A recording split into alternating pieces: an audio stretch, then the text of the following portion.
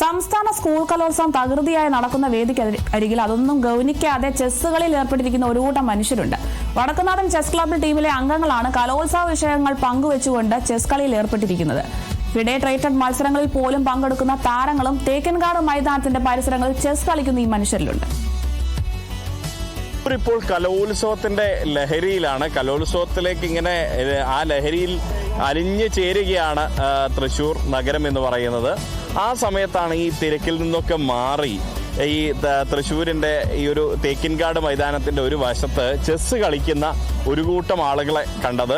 നമുക്ക് ഈ ദൃശ്യങ്ങളിൽ നിന്ന് കാണാം, ഇവർ ചെസ് കളിക്കുന്ന ദൃശ്യങ്ങളൊക്കെ കാണാം. വളരെ വാശിയേറിയ രീതിയിലാണ് ഇവരുടെ പോരാട്ടം എന്നുള്ളത്. ഈ കളിക്കാരൊക്കെ വളരെ ചിന്താവിഷ്ടരായിട്ട് ഇങ്ങനെ ഇരിക്കുകയാണ്. ഒപ്പം തന്നെ വലിയൊരു ടീമും ഇതിന്റെ കൂടെയുണ്ട്. നമുക്ക് രണ്ട് ടീമുകളായിട്ടാണ് കളിക്കുന്നത്. അത് നിരീക്ഷിക്കാൻ ആളുകളുണ്ട്. അന്വേഷിച്ചപ്പോഴാണ് മനസ്സിലായത് ഇനി തൃശ്ശൂർ പൂരത്തിന്റെ വെടിക്കെട്ടുണ്ടായാൽ പോലും ഇവിടെ ഈ ചെസ് കളി മുടങ്ങാറില്ല എന്നുള്ളതാണ്. അതേക്കുറിച്ച് പറയാൻ വേണ്ടി ഇവിടെയുള്ള ആളുകൾ തന്നെയുണ്ട്. അങ്ങനെയാണോ യഥാർത്ഥത്തിൽ ഇവിടെ ഈ ചെസ് കളി എല്ലാ ദിവസവും ഉണ്ടാവാറ്? അതെ, എല്ലാ ദിവസവും ഉണ്ടാവാറുണ്ട്. 10 പേരുണ്ടാവും, ഡെയിലി ഉണ്ടാവും. അത്രയും ഉണ്ടാവും. 30 സെറ്റൊക്കെ ഞങ്ങൾ ഇവിടെ കൂട്ടായ്മയുണ്ട് ഇവിടെ. ഇതിന്റെ പേരെന്താ? ഈ കൂട്ടായ്മയുടെ പേര് വടക്കുന്നാഥൻ ചെസ്. ഇതാണ് ക്ഷേത്രം, വടക്കുന്നാഥൻ ചെസ്. ഈ ക്ഷേത്രത്തിന്റെ ഉള്ളിലാണ്, ഈ മൈതാനത്തിലാണ് ഞങ്ങളുടെ കളി സ്ഥിരമായിട്ട്. അത് ഒരു ദിവസമല്ല, റെഗുലേഷനാണ്. ഒരു ദിവസം വേൾഡ് ചാമ്പ്യൻഷിപ്പിൽ കളിക്കുന്ന നിഹാലിന്റെ കോച്ചാണ് ഇരിക്കുന്നത്. അതെ, നിഹാൽ സരിന്റെ കോച്ചും കൂടെയാണ്. ആദ്യകാല കോച്ചാണ് ആള്. എന്തായാലും നമുക്കിപ്പോ ലോക ചെസ് ചാമ്പ്യൻഷിപ്പിൽ പങ്കെടുക്കുന്ന നിഹാൽ സരിന്റെ ചെറുപ്പത്തിലെ കോച്ചാണ്. എന്താ പേരെന്താ? പത്രോസ് സിറ്റി. അദ്ദേഹമാണ് ഇത്. നിങ്ങൾ ഇത്തവണ കലോത്സവങ്ങളൊക്കെ എന്തെങ്കിലും മത്സരം കണ്ടോ? മത്സരം ഇപ്പൊ ഞങ്ങള് കുറച്ചു നേരം കേട്ടു. അത് കഴിഞ്ഞിട്ട് പിന്നെ ഞങ്ങളുടെ കളിയിലെ സ്പിരിറ്റാണ് ഞങ്ങൾക്ക് ഏറ്റവും വലുത്. അപ്പോൾ ഞങ്ങള് കുറച്ചു നേരം കലാപരിപാടികളൊക്കെ കണ്ട് പിന്നെ ഞങ്ങള് കളിക്കും ചെസ്സിൽ. എങ്ങനെയായി കലോത്സവം വന്നതിനെ കുറിച്ച് എന്താ? കലോത്സവം എന്ന് പറയുന്നത് നമ്മള് നാടിന്റെ ഒരു സൗന്ദര്യമല്ലേ. അത് കുട്ടികളുടെ വളർന്നു വരുന്ന കലാകാരന്മാരുടെയൊക്കെ ഒരു ഇതാണല്ലോ. അത് അതിൻ്റെതായിട്ട് നടന്നു പോകും. അത് ഞങ്ങളും അതിൽ പങ്കാളികളാണ്, അതിൽ ആസ്വദിക്കുകയൊക്കെ ചെയ്യും. പക്ഷെ ഞങ്ങൾ ചെസ്സിനകത്തേക്ക് തീർച്ചയായും ഞങ്ങൾ വരും.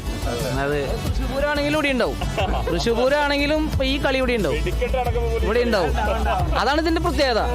അടുത്ത തൃശ്ശൂർ പൂരത്തിന് പോരും, മാർച്ചിൽ പോരും. ഞങ്ങൾ ഇവിടെ ഞങ്ങൾ ഇവിടെ ഉണ്ടാവും. ഞങ്ങൾ തീർച്ചയായും രാത്രിയിലാണെങ്കിലും ഞങ്ങൾ അവിടെ ഒഴിവാക്കാൻ മാത്രം ഞങ്ങളുടെ ജീവിതം ചെസ്സിന്റെ ഉള്ളിലാണ്. സത്യമാണ്. കണ്ട എന്തുമാത്രം ഓട്ടങ്ങളായിട്ട് വന്നിരിക്കുന്നത്. ജീവിതമാണ്. ബെസ്റ്റ് പ്ലേയേഴ്സ് ആണ് ഇവിടെ കളിക്കുന്നത്. അല്ലാതെ നമ്മള് സാധാരണ എവിടെങ്കിലും ആൾത്തറയിരുന്ന് കളിക്കുന്ന പ്ലേയേഴ്സ് അല്ല. ടൂർണമെന്റിലും ഫിഡയിലും ഒക്കെ പങ്കെടുക്കുന്ന പ്ലേയേഴ്സ് ആണ് ഇവിടെ ഇരിക്കുന്നത് കേട്ടോ. അതെ, ടൂർണമെന്റുകളൊക്കെ കളിക്കുന്ന എല്ലാവരും ഉണ്ട് അതിന്റെ കഴിവ്. ഇരിക്കുമ്പോ നിങ്ങൾ വിചാരിക്കുമ്പോ ഇവർക്ക് എന്ത് അങ്ങനെ ഒരിക്കലും കരുതാം. ഇതില് പാട്ട് പാടുന്ന ആരെങ്കിലും? പാട്ട് പാടും. ഒരു പിന്നെ അത് പാടണം. എന്തായാലും പാട്ട് പാടി ഉറക്കാം ഞാൻ താമര പൂം പൈതലേ. കേട്ടു നീയുറങ്ങൻ കരളിൻ്റെ കാതലേ, കരളിൻ്റെ കാതലേ. വളരെ മനോഹരമായിട്ട് പാടി. എന്താ പേരെന്താ? എന്റെ വിശേഷി. അതെ, അതായത് ഇവര് ഫിഡെ റേറ്റഡ് ആയിട്ടുള്ള മത്സരങ്ങളിൽ ഉൾപ്പെടെ പങ്കെടുക്കുന്നവരാണ്. നേരത്തെ പറഞ്ഞ പോലെ നിഹാൽ സരിന്റെ ആദ്യകാല കോച്ച് ഉൾപ്പെടെയുള്ളവർ ഇവിടെ കളിക്കുന്നുണ്ട്.